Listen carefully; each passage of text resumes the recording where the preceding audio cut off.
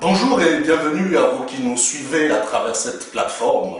Cette plateforme à partir de laquelle nous nous proposons désormais de vous servir l'actualité, vous servir des analyses, du décryptage et tout ce qui touche justement à la politique, à la société ou aux questions économiques, des questions qui font l'actualité. Si donc vous nous rejoignez, vous n'avez pas tort. Ne zappez pas, suivez, restez avec nous.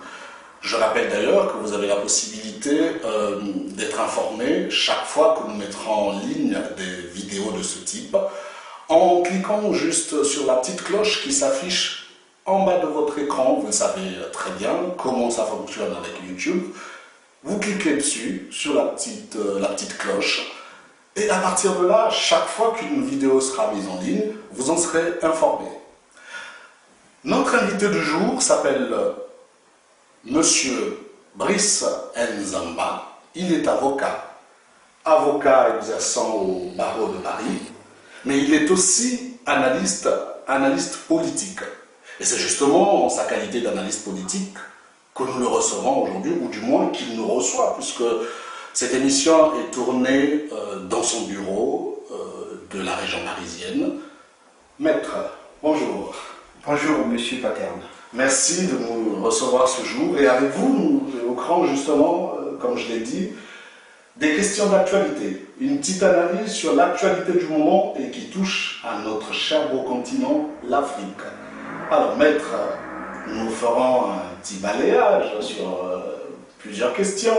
Nous commencerons par le Mali et par ricochet, nous irons en Guinée ou peut-être au Sénégal et peut-être que nous verrons dans d'autres pays d'Afrique centrale. Alors, maître, la question de la Guinée aujourd'hui, en quoi est-ce qu'elle nécessite justement qu'on en parle?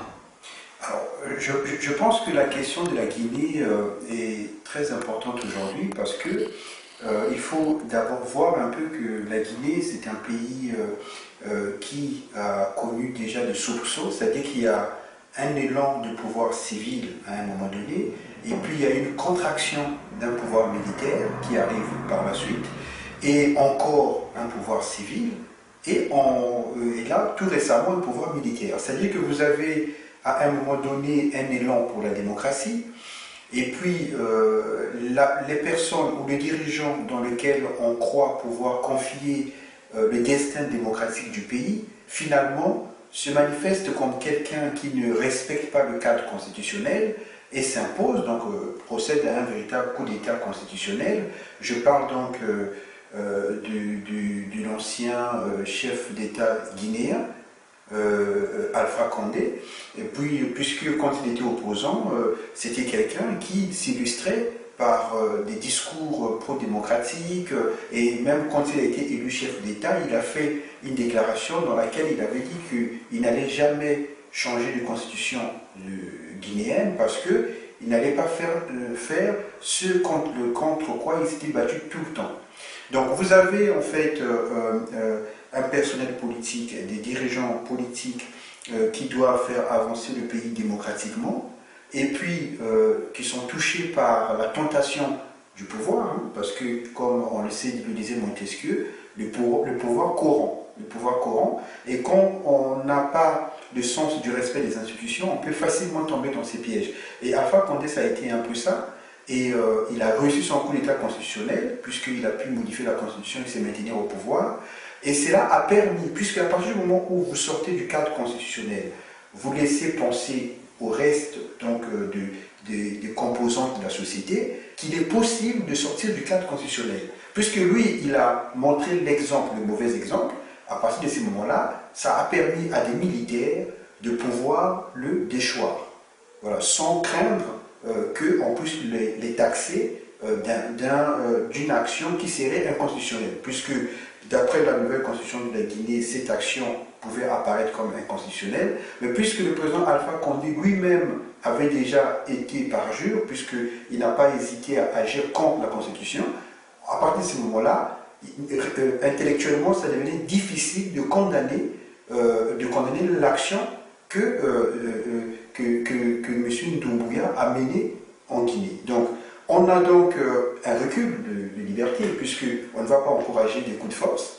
Il y a un recul, et ce recul ne commence pas avec le coup d'État de Doumbouya. Le recul commence avec l'action d'Alpha Condé qui consistait à ne pas respecter la constitution guinéenne. Donc, à partir de ce moment-là, on voit qu'il y a une contraction de la démocratie, parce que le retour aux affaires des militaires après le camarade Addis, ce n'est pas un progrès. Voilà. Et on peut donc accorder un bénéfice du doute à ceux qui sont là, puisqu'on a la jurisprudence de Jerry Rawlings au Ghana, qui a permis quand même à ces pays de renouer avec les institutions, avec la démocratie. Et comme le président Doumbouya s'inspire de Jerry Rawlings, comme il a lui-même dit, nous espérons que le plus tôt possible, il va mettre en place un calendrier électoral et pour remettre le pouvoir entre les décennies. D'accord, avant qu'on en arrive justement à ce niveau-là, vous êtes vous-même juriste déjà, je l'ai dit.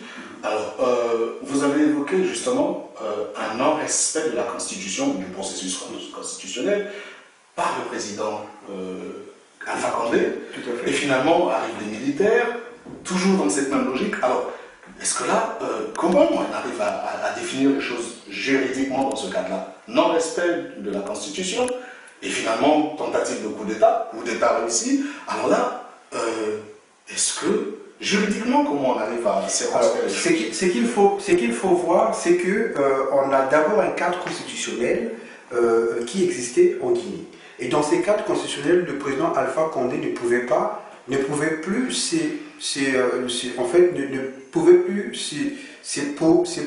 poser comme candidat à l'élection présidentielle, puisqu'il avait fait déjà les 2 mandats que la constitution de cette époque lui permettait de faire. À partir du moment où il modifie la constitution juste pour pouvoir en fait ne pas respecter cette limitation de mandat, on passe d'un cadre constitutionnel à un autre. Donc je pense qu'à partir de ces moments-là, le cadre constitutionnel nouveau mis en place par Alpha Condé c'est un espace juridique nouveau qui n'a rien de commun avec le cadre juridique qui existait avant, puisqu'il vient en contradiction avec ces cadres-là. Et donc, à partir du moment où la légitimité de l'action est contestée et contestable, ça ouvre la possibilité, en fait, à toutes les aventures juridiques possibles, en fait. Et on a vu la conséquence de cela, c'est l'arrivée justement de Mamadi Doumbouya, qui est militaire, colonel, au pouvoir, et finalement apprécié par le peuple. Est-ce qu'on peut dire aujourd'hui qu'on est en train de rentrer progressivement dans une sorte d'ère, de nouvelle ère, de validation des coups d'État en Afrique? Oui, voilà. Ce qu'il faut savoir, c'est qu'à partir du moment où vous avez des systèmes de démocrature, c'est-à-dire que vous avez des systèmes politiques en Afrique, au sud du Sahara, qui séparent des dehors de démocratie. C'est-à-dire que, comme il faut contenter l'Occident, qu'est-ce que les systèmes politiques africains font maintenant, puisque avant il y avait le monopartisme, on leur a dit qu'il fallait qu'il y ait le pluralisme donc démocratique, ils ont accepté le pluralisme, mais comme la dictature à la vérité ne meurt pas, mais en fait elle passe dans une autre forme, et la nouvelle forme de la dictature en Afrique aujourd'hui, c'est une forme de gouvernance qui sépare des dehors de démocratie. Et ces dehors de démocratie, c'est quoi? C'est des élections qui sont organisées, mais qui sont à la vérité des élections contrôlées, puisqu'on sait que le parti au pouvoir contrôle la commission qui organise les élections, le parti au pouvoir contrôle les listes électorales, et donc on sait parfaitement que le résultat va être le résultat que le parti au pouvoir voudrait. À partir de ces moments-là, le peuple, en fait, ne peut plus exercer sa souveraineté comme il s'y doit. Donc il y a une captation de la souveraineté populaire au bénéfice des dirigeants. Une captation, un hold-up de cette souveraineté. Et donc à partir de ces moments-là, lorsqu'il y a des militaires qui profitent précisément de cette hold-up de souveraineté, qui s'est fait souvent par des modifications de constitution ou par des élections présidentielles qui sont contrôlées, puisque, comme je l'ai dit tout à l'heure, la commission d'organisation d'élections est sous contrôle ainsi que des listes électorales. En ce moment-là, il y a une impasse politique, puisqu'on ne peut pas avoir une alternance au pouvoir. Il y a une impasse. À partir de ce moment-là, comme il y a une impasse, il y a un blocage, tout est possible. Donc, ce qui fait que quand il y a des militaires qui font un coup d'État, le peuple croit voir dans ces militaires-là une possibilité de renouer avec sa souveraineté. Et c'est pour cela que le peuple, en général, applaudit les coups de force en Afrique. Et à quoi est-ce qu'on peut s'attendre aujourd'hui, en parlant du futur justement pour la Guinée? Alors, moi, je pense que en Guinée, aujourd'hui, il y a deux possibilités. C'est-à-dire que on peut espérer, puisqu'il y a déjà, au niveau de l'histoire de la Guinée, on avait eu un coup de force déjà du capitaine Dadis Camara, qui lui-même a été déposé par la suite, et puis le pouvoir a été restitué aux civils. Dadis Camara, je le rappelle, est revenu un appel justement du président Mamadi Doumbouya, ouais, et qui a d'ailleurs réconcilié Dadis Camara avec son tombeur. Est-ce que là encore on peut s'attendre à quelque chose justement? Est-ce que alors, mais moi je dirais qu'il y a un consortium d'officiers pour solidifier le pouvoir militaire en Guinée. Puisque vous avez le président Mamadi Doumbouya, vous avez Dadis Camara qui est revenu, réconcilié avec le militaire qu'il avait déposé, qui avait rendu le pouvoir aux civils. Donc vous avez en fait toutes les forces, les composantes de l'armée guinéenne sont en intelligence aujourd'hui pour que le pouvoir reste, en tout cas pour l'instant, entre les mains des militaires. Maintenant, comme je l'ai dit tout à l'heure, le président Doumbouya s'inspire du président Jerry Rawlings, et je pense, je l'espère, que dans tous les cas, il n'a pas d'autre choix que, à moyen terme, dans un délai raisonnable, d'organiser des élections et de rendre le pouvoir aux civils. Sauf si lui-même, il quitte la tenue militaire et qu'il se pose comme civil et qu'il puisse candidater comme président à la tête de la Guinée. Donc là, ça peut être une stratégie, c'est-à-dire que garder son influence au sein de l'armée et puis passer aux civils, et en passant aux civils, se poser comme candidat. À partir de ce moment-là, il peut prétendre à la candidature, à la magistrature comme civil, mais tout en maintenant son influence au sein de l'armée. Donc ça peut être une stratégie aussi qui peut être pas mal. Alors justement, en parlant de processus électoral ou de la démarche vers les élections, nous avons aujourd'hui un autre pays qui est juste à côté, le Mali, pour lequel aujourd'hui il y a beaucoup de tractations, beaucoup de réflexions. Un pays qui fait couler encre et salive. Alors, la question du Mali, aujourd'hui, avec des sanctions qui viennent de tomber au niveau de la CEDEAO, qu'est-ce que vous pouvez nous en dire, maître? Alors, moi, je pense que quand on analyse la question du Mali, il faut faire preuve de mesure dans l'approche de la réalité politique au Mali. Voilà, parce que moi, je pense qu'on fait des demandes au Mali qui me semblent disproportionnées par rapport à la réalité de terrain. C'est-à-dire qu'il faut savoir que le Mali est divisé, hein, c'est-à-dire qu'il y a une bonne partie du Mali qui n'est pas contrôlée par l'État central, par l'État malien, et même dans la partie où l'État malien est censé avoir le contrôle, il y a des poches de résistance, il y a des djihadistes qui agissent de temps en temps. Donc, à partir de ces moments-là, la priorité pour le Mali, c'est d'abord de retrouver son intégrité territoriale. C'est la priorité. Voilà. C'est-à-dire que quand un État est attaqué et divisé, son élite politique, militaire, intellectuelle et même économique doit d'abord s'asseoir, se mettre en intelligence pour d'abord reconquérir le territoire et imposer la souveraineté du Mali sur tout le territoire du Mali. Ça, c'est la priorité. Donc moi, quand je vois les reproches qu'on peut faire à la junte malienne, je pense qu'il faut tenir compte des réalités auxquelles l'État malien doit faire face. C'est-à-dire qu'on ne peut pas dire à l'État malien aujourd'hui qu'il faut organiser rapidement des élections démocratiques au Mali. Voilà. Sur le plan pratique, ce n'est pas faisable. Parce que ça voudrait dire qu'on va organiser des élections dans une partie du territoire du Mali, et même dans cette partie-là, on ne pourra pas assurer la sécurité du scrutin, puisqu'il y aura de temps en temps des incursions de djihadistes. Voilà. Donc, moi je pense qu'aujourd'hui, la priorité pour le Mali, c'est d'abord de pouvoir relancer ou renouer ou nouer des alliances militaires stratégiques pour lui permettre d'avoir le contrôle de son espace aérien, ensuite le contrôle de son espace terrestre, et rétablir son autorité sur tous les territoires. Et ensuite, on peut penser et parler d'élections en bonne et due forme. Est-ce dire que c'est donc en toute légitimité qu'agissent qu'agit la junte aujourd'hui au pouvoir au Mali?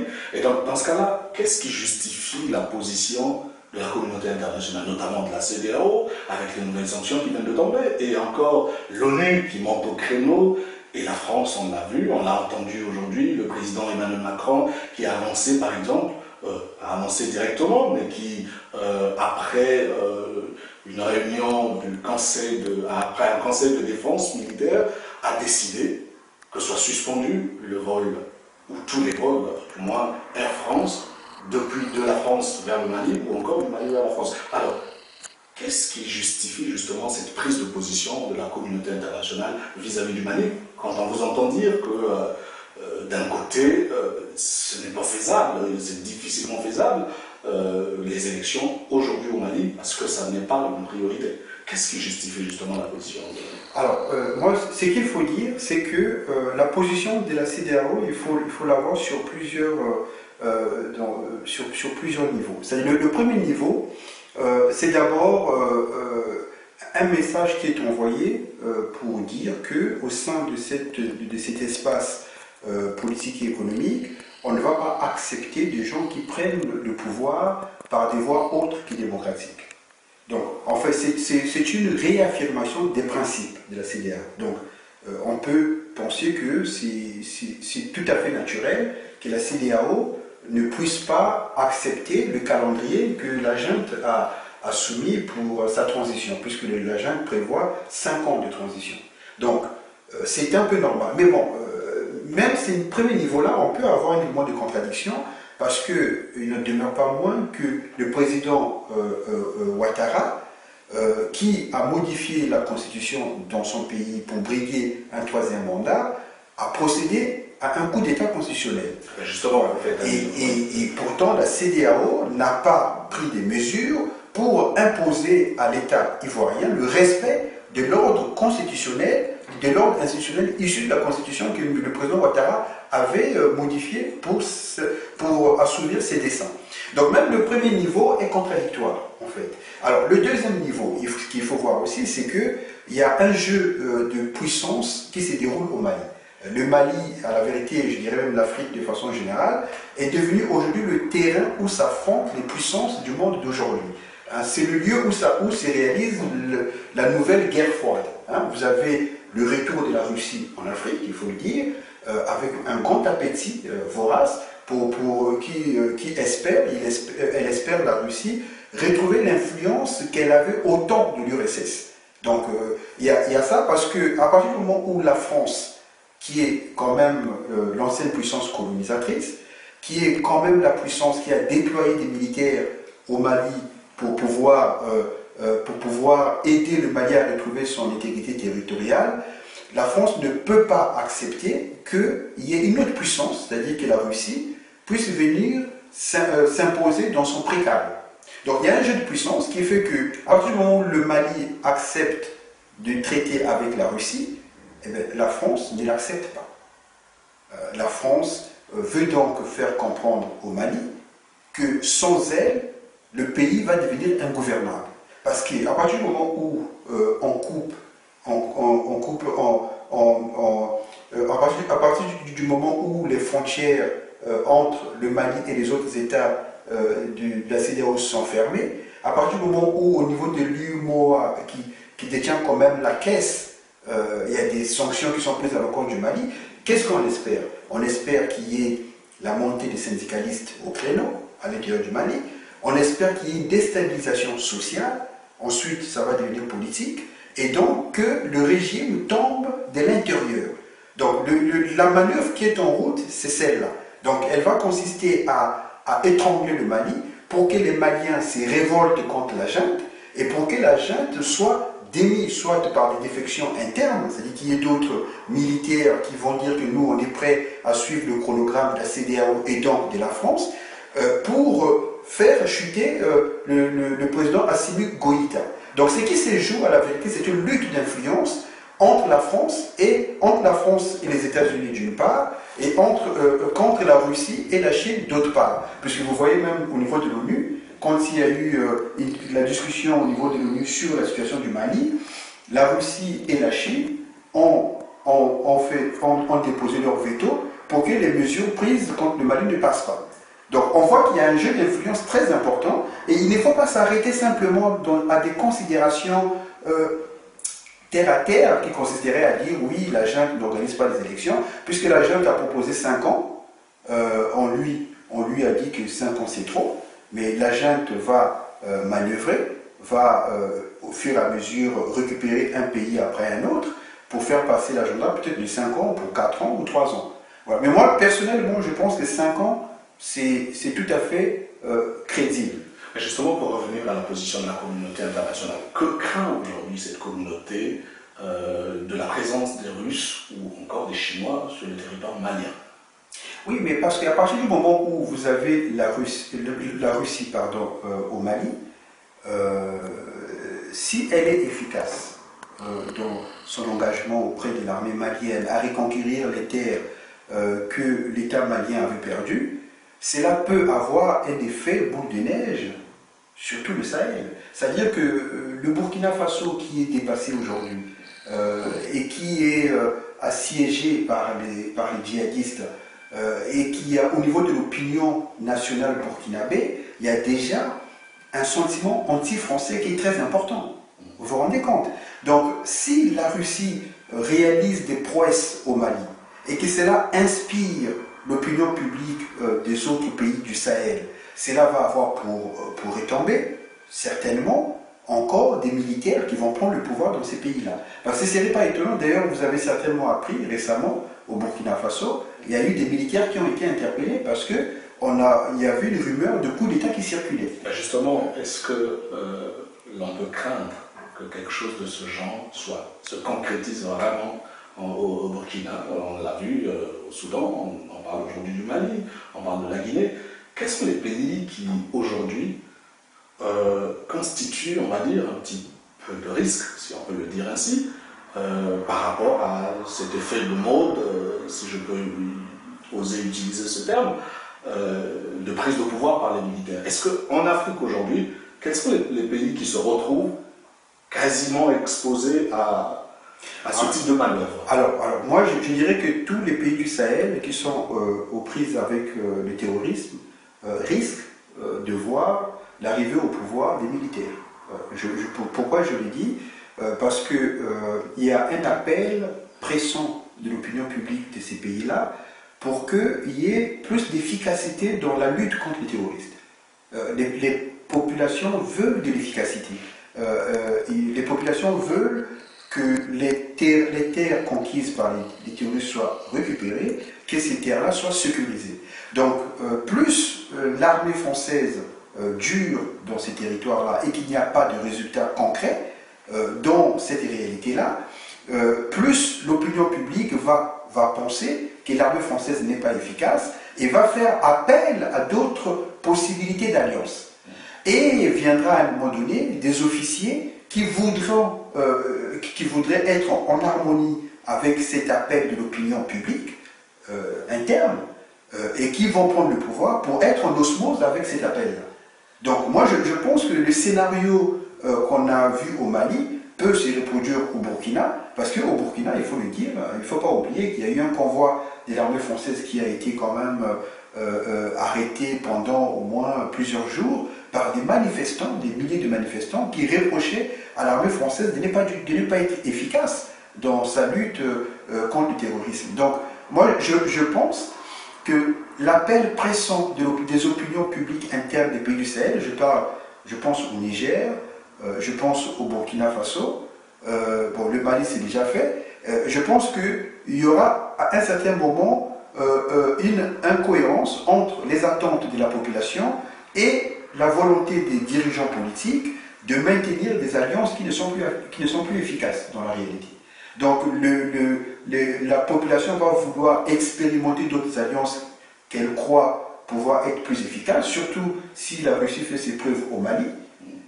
Il y aura un effet miroir, et en ce moment-là, il y aura certainement des vocations qui vont naître au sein des officiers pour pouvoir faire des coups de force et donc relier les aspirations du peuple à avoir des alliances stratégiques différentes à la volonté d'efficacité sur les terrains.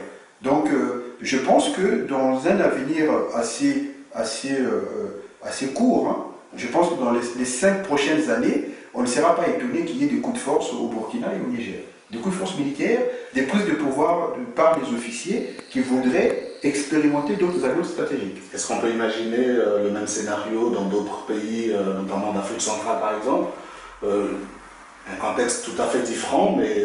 Non, en fait, l'Afrique centrale, c'est la glaciation. Hein. En fait, c'est le statu quo, parce que on est dans l'immobilité, hein, dans l'immobilisme même, je dirais. Pourquoi ? Parce que les pouvoirs en place ont réussi à phagocyter les oppositions, de telle sorte qu'il n'y a plus d'opposition en tant que telle. Quand je dis il n'y a plus d'opposition, je veux dire qu'il n'y a plus de désir de pouvoir. Parce que quand on est dans l'opposition, à la vérité, on doit être habité par le désir de conquérir le pouvoir. Et pourtant, dans les pays d'Afrique de l'Ouest, justement, ce n'est pas l'opposition qui est montée pour prendre le pouvoir. Est-ce que dans les pays d'Afrique centrale, on peut imaginer des soldats... Oui, alors là, il faut prendre les pays distinctement, parce que chaque pays dans l'Afrique centrale a un peu sa sociologie politique un peu différente. Il faut savoir que les armées dans ces pays-là sont des armées qui sont fortement tribalisées. Donc la chaîne de commandement est fortement tribalisée, ce qui fait que pour qu'un officier sorte des rangs pour renverser l'ordre établi, les probabilités sont moindres, en fait, mais pas impossible. On peut être agréablement surpris, mais en analysant en termes de probabilité, c'est moindre. Je ne vois pas, par exemple, un pays comme le Congo-Brazzaville, un officier, puisque 98% des officiers dans ces pays viennent d'une même région, je ne vois pas un officier qui va sortir de la chaîne de commandement tribal et ethnique pour pouvoir défier l'ordre tribal établi et initier quelque chose de nouveau. Dans les probabilités, je ne vois pas. Sauf si on a une insurrection populaire, c'est-à-dire des populations qui se révoltent. À partir de ces moments-là, il peut arriver qu'il y ait des officiers courageux qui vont vouloir faire jonction avec les aspirations populaires pour renverser l'ordre établi. Mais s'il n'y a pas au départ une insurrection populaire, un officier de par lui-même ou un groupe d'officiers par eux-mêmes vouloir renverser l'ordre établi me semble, au niveau des probabilités, moindre. Le Cameroun, par exemple. Alors, voilà, pour moi, c'est des pays de statu quo, pour l'instant. Pourquoi ? Parce qu'il n'y a pas une véritable opposition.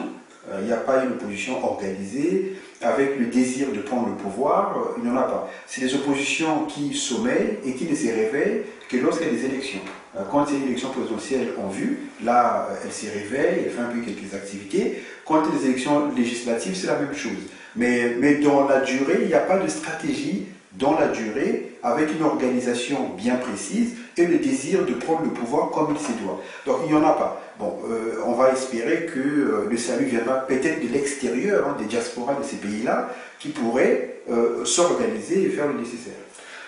Merci Maître, nous sommes en 2022, on va dire 2022-2023, c'est une période où ce sont des années presque électorales, au Congo-Brazzaville, au Sénégal.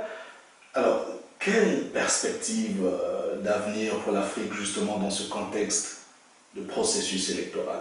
Alors, moi je dirais qu'il ne faut vraiment pas mettre sur le même pied d'égalité le Sénégal et le Congo-Brazzaville, parce que moi je dirais qu'on a un pays qui, malgré quelques difficultés, progresse dans la démocratie, parce qu'il y a des alternances qui sont faites.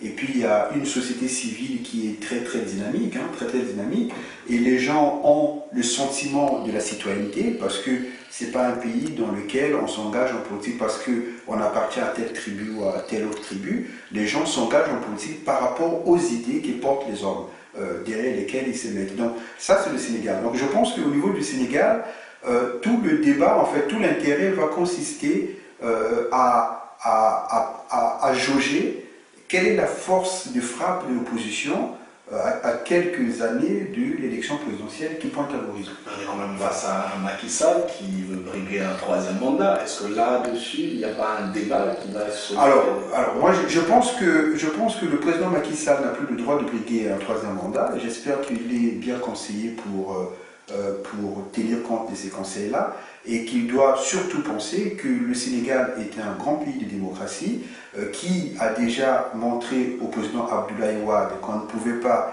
impunément vouloir modifier la Constitution pour ses intérêts personnels. Le président Abdoulaye Wade peut témoigner sur ces points-là, puisqu'il en est le parfait exemple. Il n'a pas réussi son coup, et je pense que le président Macky Sall ne le fera pas, parce qu'il a servi son pays, et quand il arrivera à la fin, il passera le témoin. Mais si jamais il s'y représente, je pense qu'il croisera le peuple sénégalais. Justement, quel scénario peut-on imaginer dans ce contexte-là si Macky Sall... si Macky Sall s'y représente, je pense qu'il y aura un front commun de l'opposition pour faire bloc contre cette candidature. Et le peuple sénégalais, dans toute son entièreté, se mobilisera pour pouvoir empêcher cette forfaiture. Donc, moi, j'ai complètement confiance au peuple sénégalais parce qu'il en a fait la preuve avec le président Abdoulaye Wade. Il a une histoire, il a une expérience de l'exercice de la liberté.